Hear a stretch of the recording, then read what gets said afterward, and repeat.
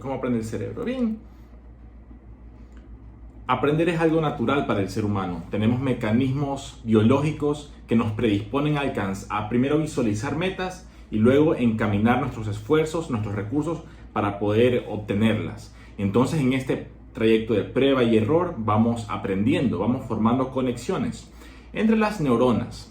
¿Cuántas neuronas tenemos? Tenemos alrededor de 87.000 millones de neuronas, cada una haciendo entre 2.000 y 10.000 conexiones. Entonces, en esta masa encefálica tenemos realmente gran densidad, gran complejidad y también gran potencial en diferentes áreas: artística, científica, cultural, deportiva, política, social. Tenemos muchas áreas en las cuales el cerebro humano puede desarrollarse con estas 87.000 millones de neuronas. Bien, entonces aquí podemos observar una imagen lateral del cerebro y siempre hemos observado que hay, por ejemplo, estas sustancias, esta que se llama sustancia gris y sustancia blanca. Vamos a ir hablando de qué se trata cada uno de estos términos. Aquí podemos observar, por ejemplo, la vista lateral del cerebro y observamos estas líneas que tiene, que se llaman surcos. Estas líneas se llaman surcos y las protuberancias que se forman alrededor de las líneas, alrededor de los surcos, se llaman circunvoluciones. Entonces, estos surcos y circunvoluciones le dan la forma al cerebro que la vemos de manera externa. Tenemos el cerebelo, que controla movimientos y controla un poco de aprendizaje. Y finalmente tenemos la médula espinal, que va a llevar señales del cerebro al cuerpo y del cuerpo hacia el cerebro. Entonces podemos observar una imagen del sistema nervioso. A veces uno piensa que si el sistema nervioso tiene que ver algo con los nervios, con la ansiedad, pues en parte tiene algo que ver, pero no lo es todo. El sistema nervioso comprende pensamiento, comprende sensaciones, sentidos como la visión, el olfato, la audición. Entonces el cerebro es un órgano de los sentidos que nos permite experimentar todas estas situaciones y poder integrarlas como memoria a corto y luego a memoria a largo plazo. Entonces podemos observar el sistema nervioso central, el cerebro, el tallo cerebral, que controla funciones autónomas inconscientes, como por ejemplo que el corazón esté latiendo, que la temperatura se esté regulando, la presión arterial. Eso en el tallo cerebral. Entonces el cerebro sería como una planta que florece y tiene un tallo, que es el tallo cerebral. Y más hacia abajo del tallo tenemos la médula espinal, sistema nervioso central. De aquí van a emerger nervios. Si los nervios emergen a nivel del cráneo, se llaman nervios craneales o pares craneales. Y si emergen a nivel de la médula espinal, se llaman nervios espinales, también llamados nervios raquídeos. Bien, si tienen alguna pregunta, lo pueden hacer en los comentarios. Con mucho gusto vamos a hacer pequeñas pausas para poder ir respondiendo a las preguntas. Aquí les muestro una imagen que me parece muy interesante, que es de las vértebras cervicales, las de nuestro cuello. Las dos superiores de las vértebras cervicales son muy interesantes, muy especiales, porque tienen una forma característica. La primera vértebra se llama Atlas y sostiene el mundo, como el mito griego de Atlas sostiene el mundo. Esta vértebra Atlas sostiene el cráneo. Entonces la primera vértebra se llama Atlas y la segunda vértebra se llama Axis y nos permite un movimiento giratorio de izquierda a derecha de nuestro cráneo. Entonces giramos sobre nuestro axis, sobre nuestro eje. Entonces estas son las dos primeras vértebras cervicales que quería mostrarles, que sostienen en sí el cráneo. Aquí tenemos Atlas y Axis. ¿Sí? Vamos a ver si hay alguna pregunta. Buenas tardes. No, son solo buenas tardes. Está bien, muy bien. Vamos a continuar entonces. Tenemos ¿cuántas vértebras? 33 vértebras. ¿Sí? En segmentos torácicos, en segmento cervical, torácico, lumbar y más abajo el sacro. Y la columna vertebral tiene una curvatura normal, natural, necesaria para la buena postura. ¿Sí? La curvatura normal. Si es que es una curvatura exagerada, sí puede traer problemas, evidentemente. Y finalmente tenemos las neuronas, aquellas células del sistema nervioso que se interconectan mediante sinapsis. Las sinapsis serían las conexiones entre las neuronas y decíamos que cada neurona hace entre 2.000 y 10.000 sinapsis. Sin embargo, hay ciertas excepciones. Por ejemplo, hay unas que se llaman neuronas de Purkinje que pueden hacer hasta 200.000 sinapsis. Entonces tenemos una gran capacidad. Y tenemos aquí las neuronas con sus partes fundamentales, que son el cuerpo neuronal, las dendritas, de donde se va a captar los impulsos de otras neuronas, y esta prolongación que se llama axón, que es el cable que va a interconectar con otras neuronas. El axón a veces se cubre de una vaina o de una capa de grasa que se llama vaina de mielina para permitir el impulso eléctrico más rápidamente. Y aquí quería enfatizar un punto importante en la charla. Hemos escuchado la materia gris. ¿Qué es la materia gris? A nivel microscópico, materia gris quiere decir los cuerpos neuronales. O sea, hay sitios del cerebro donde tenemos los cuerpos neuronales y hay sitios del cerebro donde tenemos los axones. Los sitios donde está el cuerpo neuronal se llama materia gris, donde por ejemplo en la corteza cerebral, ya vamos a ir viendo más adelante. Mientras que materia blanca quiere decir los axones, los cables que van a interconectar. Entonces esto en microscópico, pero si vemos a un tamaño natural, podemos observar el cerebro aquí a la derecha y a la izquierda la médula espinal. Entonces vamos a darnos cuenta que la parte más oscura externa es gris, se le llama materia gris y es lo que corresponde a la corteza. Así como el árbol tiene su corteza, que es su parte más externa, y el planeta Tierra tiene su corteza, que es su parte más externa, el cerebro también tiene su parte más externa llamada corteza. Y esta es muy importante porque es consciente. O sea, el sitio para la visión consciente tiene un área determinada, para la audición consciente hay un área de la corteza, para el olfato, para el gusto, hay diferentes áreas de la corteza cerebral, ¿sí? Y en cambio tenemos, a nivel más profundo, tenemos otras áreas de materia gris que se llaman ganglios basales. Por ejemplo, el putamen, globo pálido, entre otros. Y entre todas estas áreas de materia gris tenemos materia blanca interconectando mediante fascículos, vías de conexión. Eso a nivel del cerebro, y a nivel de la médula espinal también tenemos materia gris y materia blanca. En el centro tenemos la sustancia gris y en la periferia tenemos la materia blanca o sustancia blanca. El cerebro nos permite adaptarnos al entorno, incluso de manera casi instantánea. Si yo toco una olla caliente, instantáneamente voy a sacar la mano sin pensarlo. O sea, esa decisión no la toma el cerebro. Esa decisión está tomada a nivel de la médula espinal. O sea, apenas mis fibras sensoriales sienten el dolor, mi médula espinal envía una señal a mis músculos del brazo para que yo quite la mano. Luego el cerebro va a sentir y me va a doler, pero el reflejo de quitar la mano es justamente eso, un reflejo, una decisión autónoma, no consciente, en base a un estímulo físico en este caso. ¿Sí? Entonces, estas decisiones muy básicas como alejarnos del dolor son propias del cerebro. El cerebro nos acerca al placer y nos aleja del dolor.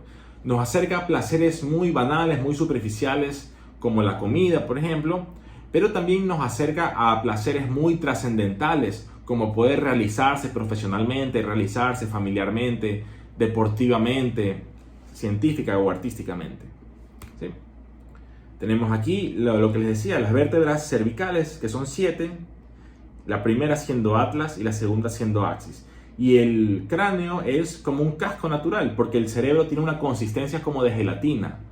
Entonces, si no tuviéramos el cráneo, nuestro cerebro sufriría grandes daños prácticamente todo el tiempo. ¿Sí? Aquí les he traído un video de neuronas interconectándose entre ellas mediante sinapsis. Entonces, una cosa es ver a la neurona en una imagen congelada y otra es ver las interacciones que hay, porque la neurona está viva. ¿Sí? La neurona está viva. Aquí podemos observar cómo dos neuronas intentan conectarse y evidentemente lo van a hacer. Si yo estoy tocando un instrumento musical, cuando me sale bien la tocada, en ese momento siento placer, siento que estoy aprendiendo. En ese momento se me están conectando las neuronas. Mientras yo más practique, esas conexiones van a ser más fuertes. ¿Sí? Entonces tenemos la neurona típico, la neurona tipo, la neurona más común, que tiene un cuerpo neuronal, tiene dendritas que van a escuchar a las otras neuronas, tiene la prolongación axónica y tiene un terminal axónico.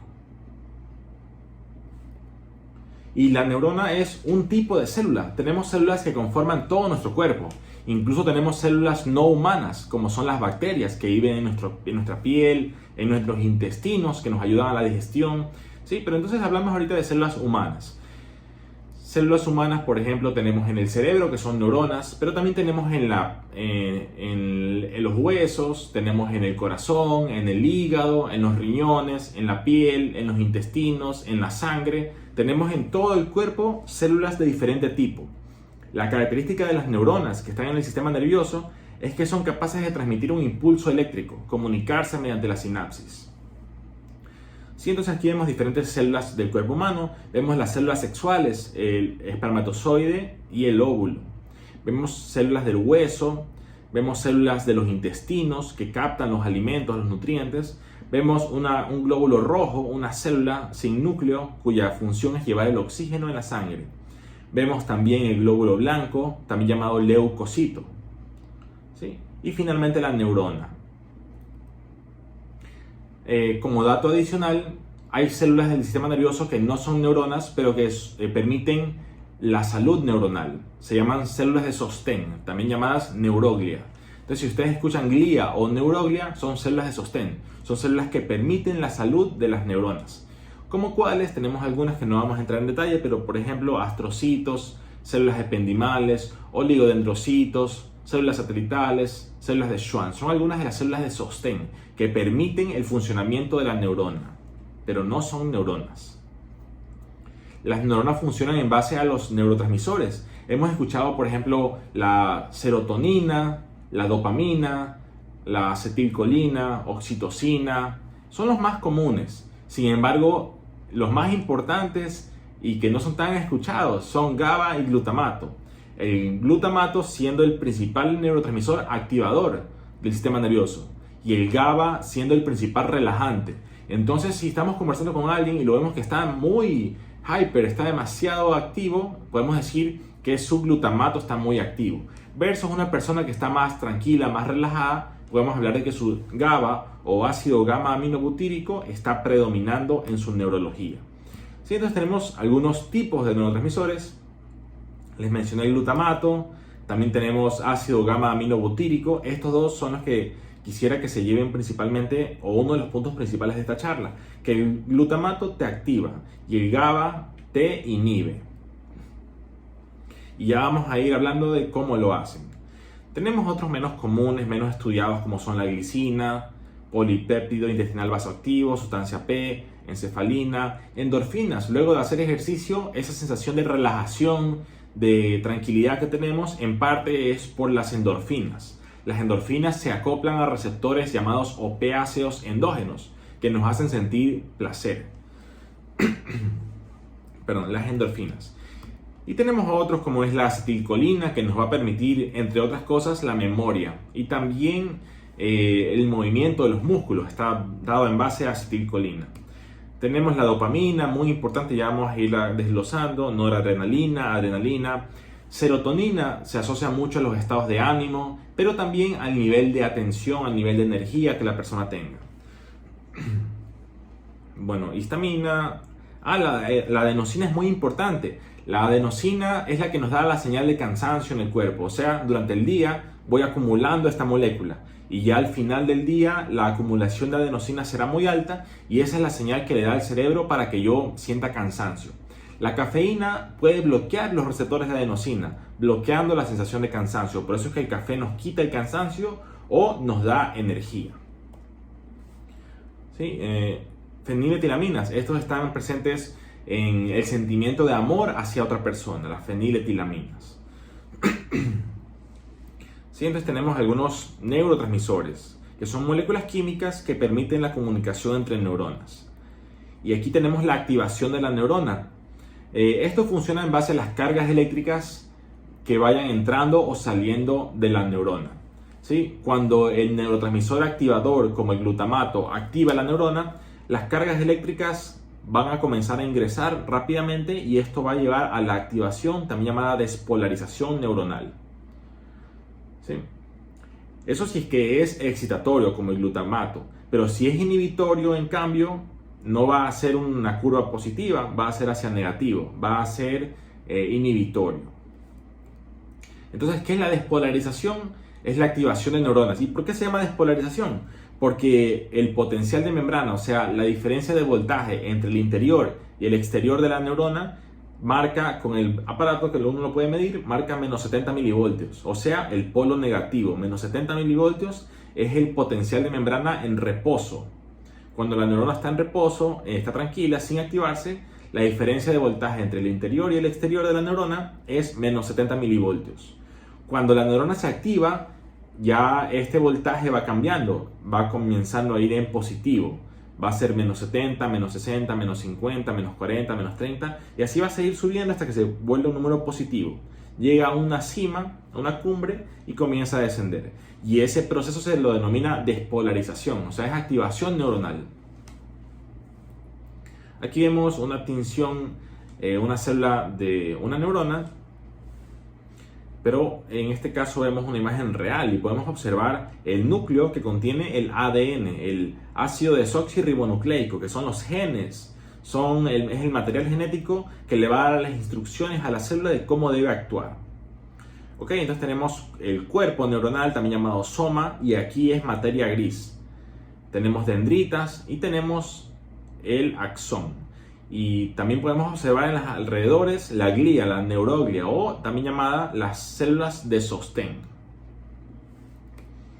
¿Sí? Otra imagen. Aquí, si esta persona tuviera enfermedad de Alzheimer, veríamos algunas moléculas muy particulares, llamadas proteínas beta amiloide y complejo tau, que son parte de la fisiopatología del Alzheimer. Pero eso de repente para otra ocasión lo podemos tratar. Hoy hablemos sobre el aprendizaje.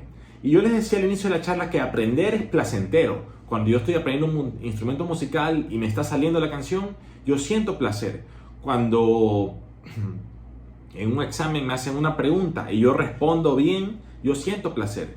Pero también hay cuestiones menos intelectuales y más de la naturaleza. Por ejemplo, cuando yo como una comida que me gusta, siento placer. Cuando yo tomo agua, cuando estoy muy sediento, siento placer.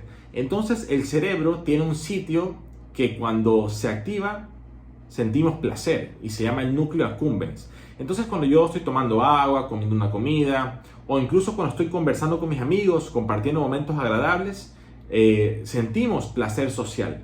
En este caso, todos estos ejemplos son el núcleo accumbens, el sitio de placer del cerebro activándose.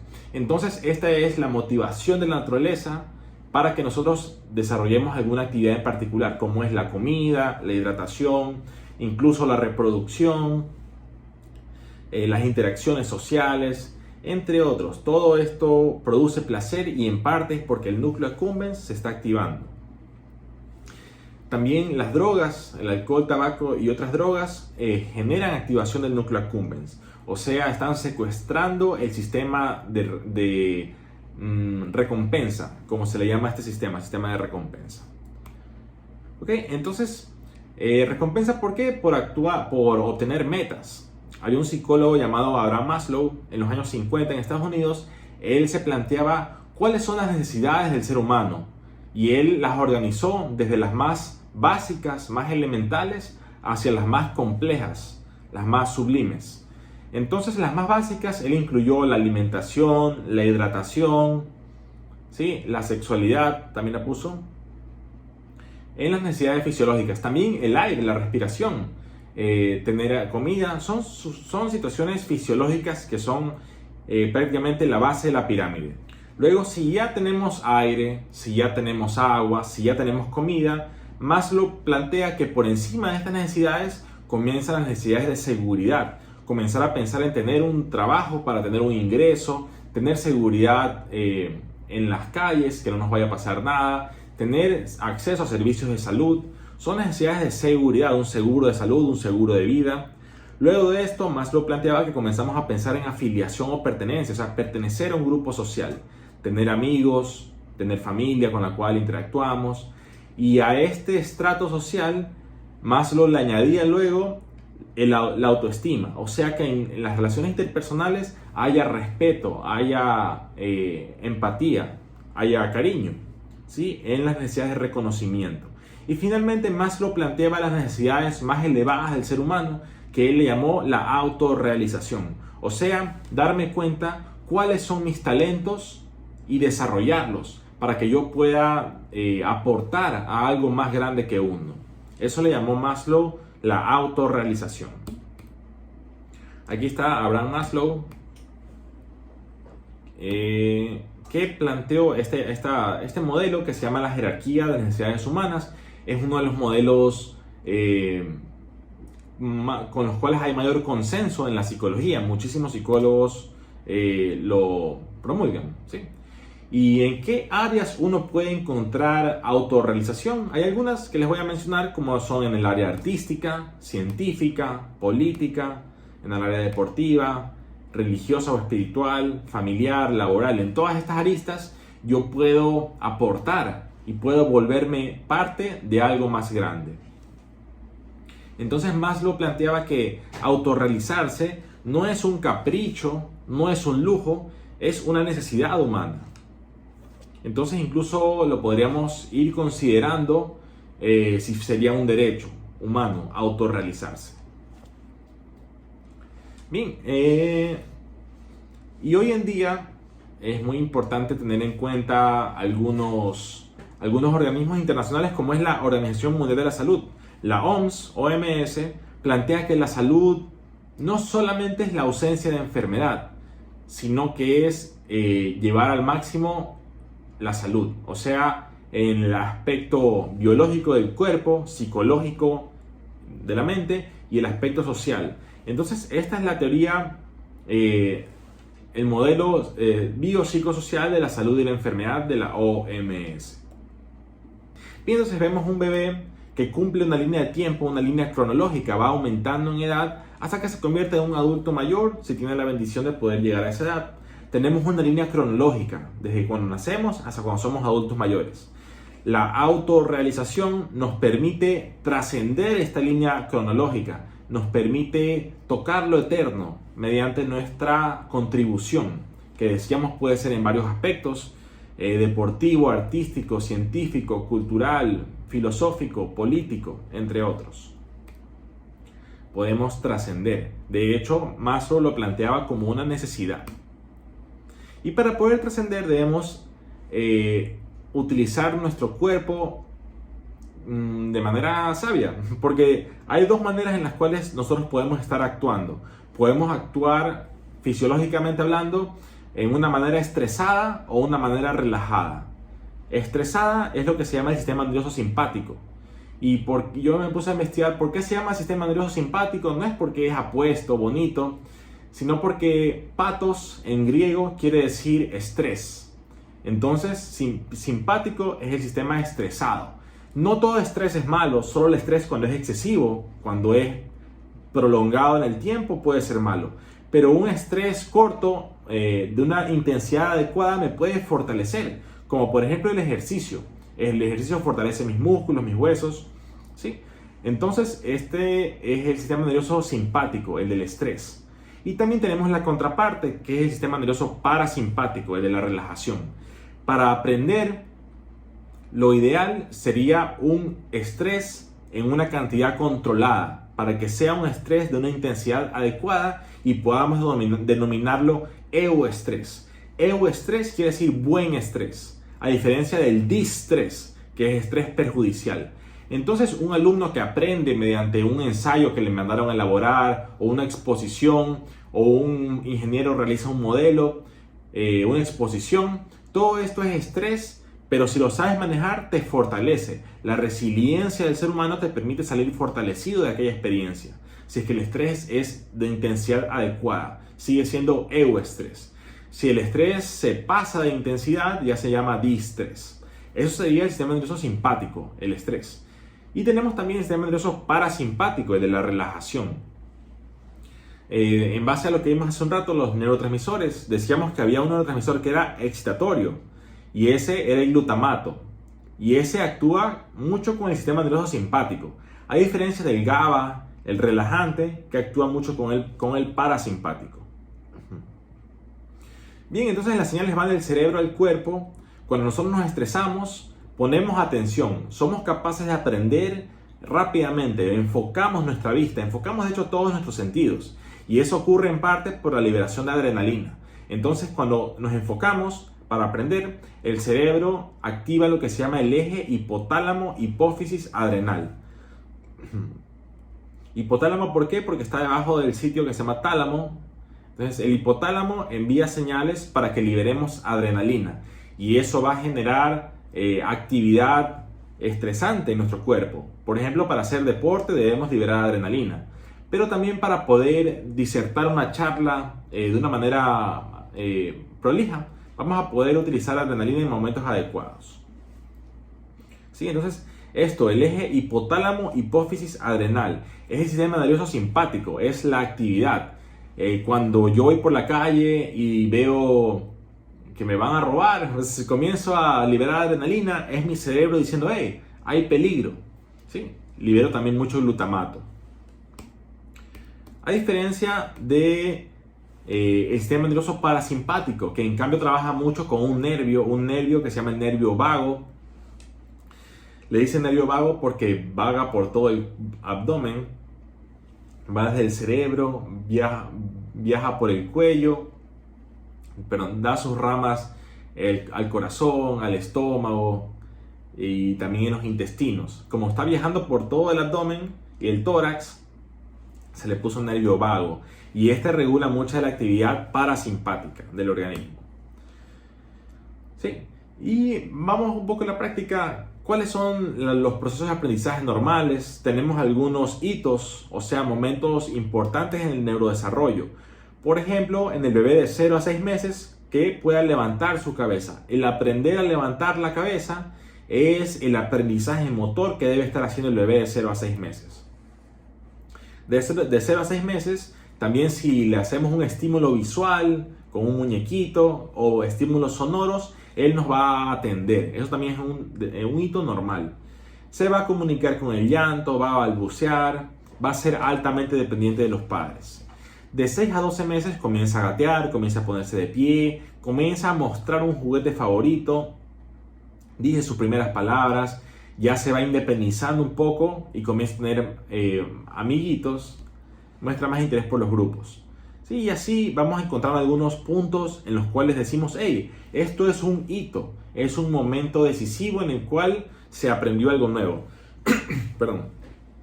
Un momento decisivo en el cual un hito marca la diferencia entre pude hacer algo y todavía no. Con el bebé aprendió a caminar, aprendió a decir algunas palabras. Son momentos de gran importancia o hitos en el desarrollo.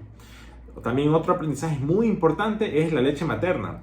La lactancia materna permite al cerebro del bebé desarrollarse con todos los nutrientes. ¿Cuáles son los nutrientes que tenemos? Tenemos nutrientes grandes como son macronutrientes, carbohidratos, lípidos y proteínas. Y tenemos micronutrientes como son las vitaminas y los minerales.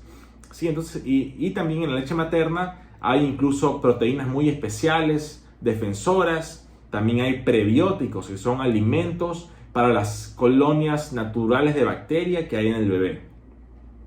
Sí, entonces no me puedo ir de esta charla sin mencionarles la importancia de la leche materna para el desarrollo cognitivo.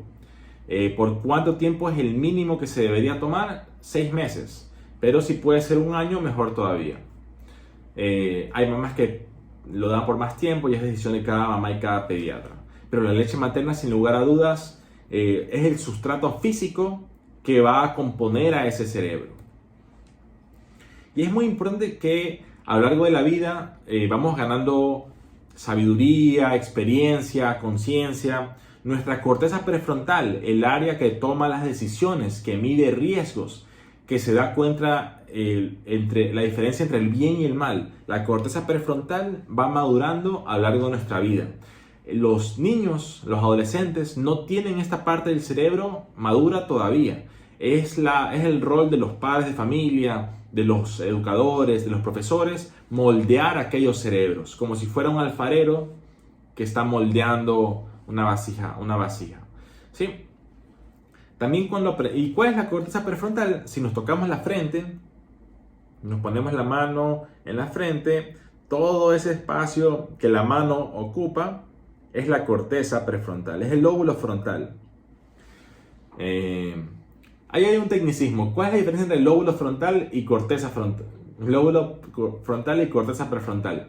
El lóbulo es toda la parte del cerebro, incluyendo la parte interna. mientras que la corteza es solo la parte externa. Y si yo digo corteza frontal, estoy hablando de un área más extendida, pero si digo corteza prefrontal, hablo solo de la parte más delantera del cerebro. Entonces es un pequeño tecnicismo, pero interesante de todos modos conversarlo. Sí, cuando yo soy principiante, estoy aprendiendo algo nuevo, a manejar, por ejemplo, yo soy consciente absolutamente de todos los movimientos que hacen mis brazos, que hacen mis piernas. Si estoy aprendiendo a andar en bicicleta, al principio estoy consciente de cada movimiento que hago, pero con el tiempo ya el cerebro lo pone en automático, ¿cierto? Es porque al principio somos completamente conscientes, estamos andando en bicicleta con la corteza prefrontal, estamos pensando absolutamente todo. Cuando ya hemos tenido experiencia y ya sabemos andar en bicicleta, enviamos este procesamiento al cerebelo, área de los movimientos memorizados, entre otras áreas. Sin embargo, el cerebelo tiene gran importancia en este tipo de movimientos memorizados. Entonces, cuando ya aprendemos a manejar el carro, cuando ya puedo manejar mientras hablo por teléfono, converso, ya no me estoy concentrando, quiere decir que ya las partes más inconscientes, las partes traseras del cerebro están actuando. A diferencia de cuando estoy recién empezando, que soy completamente consciente, en ese caso es la corteza prefrontal. También no podía concluir esta charla sin hablarles del sistema límbico o emocional. Aquí se procesan nuestras emociones, emociones como la ira y como la alegría. Puntualmente, ¿en qué sitio? Tenemos un sitio del cerebro que se llama la amígdala, que está en una parte centro-lateral del cerebro, la amígdala, en el lóbulo temporal. Tenemos dos amígdalas, del lado derecho y del lado izquierdo. Y en este sitio es sitio de materia gris, o sea, son cuerpos neuronales. Y aquí es el sitio que va a procesar sentimientos de ira, de enojo, de frustración, de miedo, pero también de mucha alegría, mucha exuberancia, mucho éxtasis, mucha felicidad, ¿sí? Emociones muy fuertes. Y al lado de la amígdala está el hipocampo, sitio también de materia gris que sirve para guardar memorias. Principalmente el hipocampo guarda memoria a corto plazo. Por ejemplo, cuando te dicen dame tu número de teléfono, yo comienzo a decir 099 y comienzo a tener en mi mente anotado el número que me están diciendo. Eso es memoria a corto plazo. Fundamental el hipocampo para la memoria a corto plazo. Mientras que la memoria a largo plazo, el hipocampo tiene algo que ver, pero también se involucra la corteza cerebral, las partes más conscientes, las partes más externas, ¿sí? Entonces, el sistema límbico, ¿qué es? Es el sistema emocional, también llamado circuito de Papez. Sistema límbico. ¿Y por qué le llaman límbico? Porque está en el limbo entre los dos hemisferios cerebrales. Esa será un poco la explicación de por qué el sistema límbico. Tenemos, como les mencionaba, materia blanca que interconecta diferentes partes del cerebro y se llaman fascículos, ¿sí? Entonces, cuando yo veo algo, lo capto con mi corteza visual, pero cuando yo emito un juicio a partir de eso que yo he visto, he enviado señales de mi lóbulo occipital a mi corteza prefrontal, la cual pensó, tuvo cognición, ¿sí? Y es fundamental mencionar que tenemos dos lados del cerebro, se llaman hemisferio derecho, hemisferio izquierdo. Ambos hemisferios están interconectados por una sustancia de materia blanca que se llama cuerpo calloso. El cuerpo calloso es materia blanca que interconecta ambos hemisferios, ¿sí? Hay muchos neuromitos, por ejemplo, es verdad que uno utiliza el 10% de su capacidad. En realidad todo el cerebro está utilizando todas sus funciones todo el tiempo. También hay otro neuromito que sí tiene algo de verdad también, que es el lado izquierdo es más matemático, es más lógico, es más calculador, mientras que el lado derecho del cerebro es más holístico, es más creativo, es más dinámico. Entonces algo de cierto tiene esa cuestión. Hay muchos tipos de inteligencia para aprender. Había un psicólogo apellido Gardner que nos planteó por lo menos estas: inteligencia lingüística, lógica matemática, inteligencia musical, corporal kinestética. Un deportista de élite tiene altísima inteligencia corporal kinestética, mientras que alguien de repente muy flojo, muy torpe para realizar movimientos en particular, tal vez tenga inteligencia kinestética de menor calidad. ¿Sí? Inteligencia espacial le sirve mucho a los cirujanos, le sirve mucho a las personas que manejan un vehículo también para poder ubicarse. Inteligencia interpersonal, hay personas que son muy buenas para entablar relaciones interpersonales, les cae bien a los demás, tienen carisma, tienen empatía, se llevan muy bien con todos, tienen alta inteligencia interpersonal. Hay quienes en cambio tienen mucha inteligencia intrapersonal, se conocen a ellos mismos. Puedes tener ambas, las puedes tener ninguna, puedes no tener ninguna también. O sea, ya sería la variabilidad que le corresponde a cada persona. Y finalmente, inteligencia naturalista. ¿Sí? Les quería mencionar también este modelo que es muy conocido en el mundo de las neurociencias, que se llama el modelo del cerebro triuno de Paul MacLean. MacLean planteaba que el cerebro autónomo le llamó cerebro reptil porque controla funciones que son vitales, como que el corazón esté latiendo, como que la temperatura se esté regulando, como que las hormonas se estén liberando. ¿Y por qué le llamamos cerebro reptil? Porque si tomamos una lagartija, una iguana, un cocodrilo y le hacemos una autopsia, veremos sitios en su cerebro iguales a los nuestros, o sea, funcionalmente iguales, como es el mesencéfalo, el puente y el bulbo raquídeo.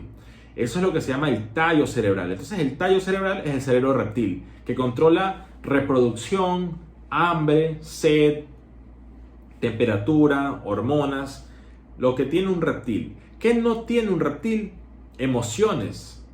Las emociones están dadas por el cerebro límbico o emocional, cerebro mamífero. ¿Quiénes sí tienen emociones? Los mamíferos.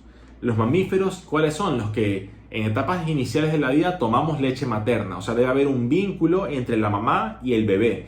Y ese vínculo está hecho por el amor, por la oxitocina y por la función del sistema límbico emocional.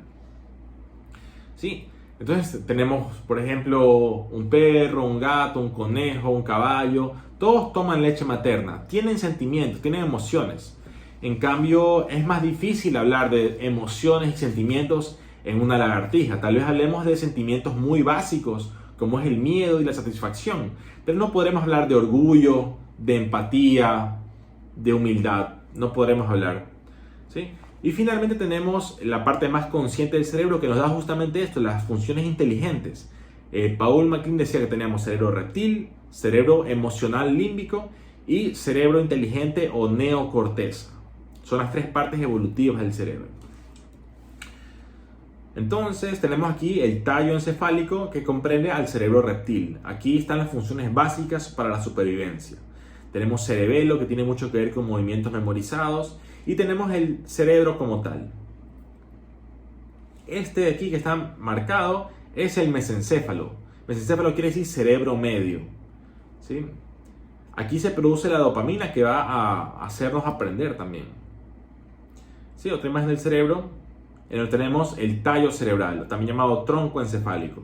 Mesencéfalo, puente y bulbo raquídeo, cerebro reptil. Por encima de esto tenemos el sistema límbico emocional. Es importante saber que las emociones guardan fuertemente experiencias de nuestra memoria. Nosotros podemos, y eso nos lleva a aprender.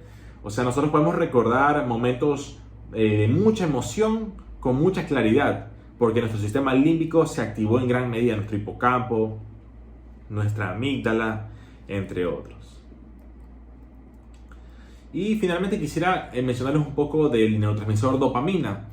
La dopamina es el neurotransmisor de la atención. Me permite a mí aprender, me permite a mí anticipar una recompensa. Por ejemplo, si voy a un casino y pongo una moneda en la maquinita, mientras está dando vueltas la maquinita, se está liberando dopamina en mi cerebro porque estoy viendo si voy a obtener o no el resultado. De todos modos, si gano el premio, obtengo más dopamina todavía. Entonces esto activa mucho nuestro cerebro a nivel emocional. ¿Sí? Bien, con eso quisiera finalizar la charla de esta noche. Voy a leer si hay alguna pregunta para darle lectura y posible respuesta. Muy amable, doctor Rafael. Vamos a pasar en este momento a la sesión de preguntas para todas las personas que están aquí conectadas. Vamos a revisar por acá. Sí.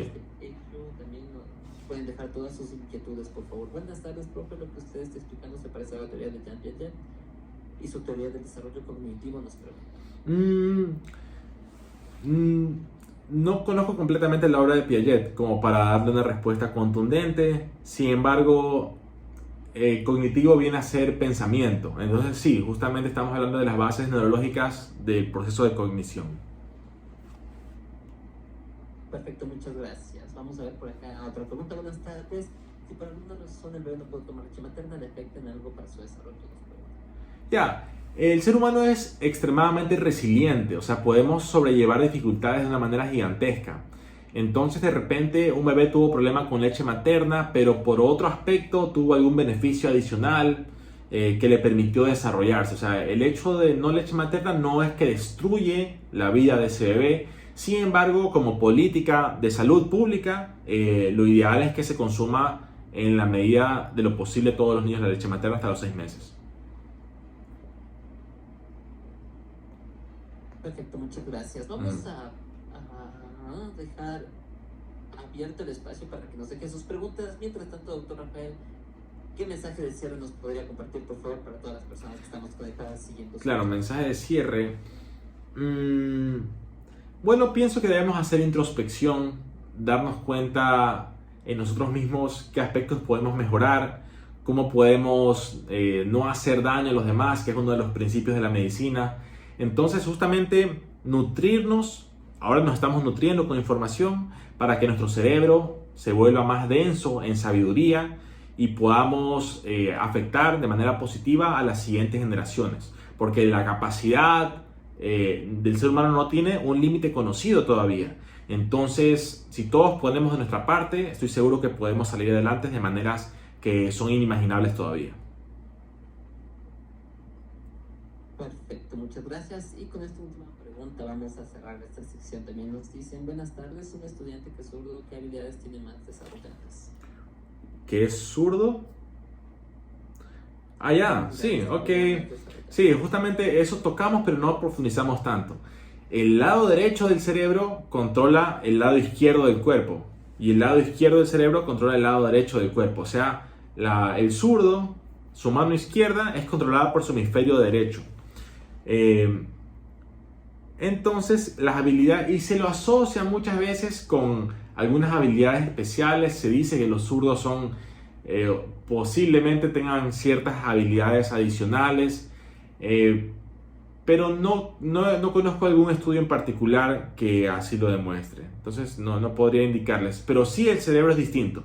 Lo que sí se sabe de seguro es que la persona que es diestra, su hemisferio izquierdo controla su mano derecha. Mientras que la persona que es zurda, su hemisferio derecho controla su mano izquierda.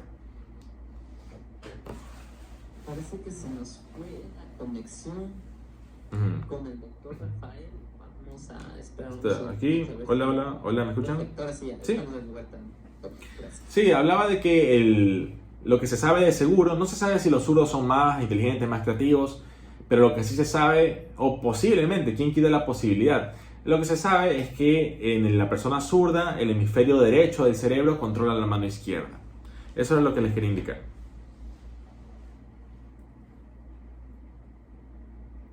Perfecto, doctor, muy amable. Vamos a pasar a la siguiente pregunta. Nos dice, muy buenas noches.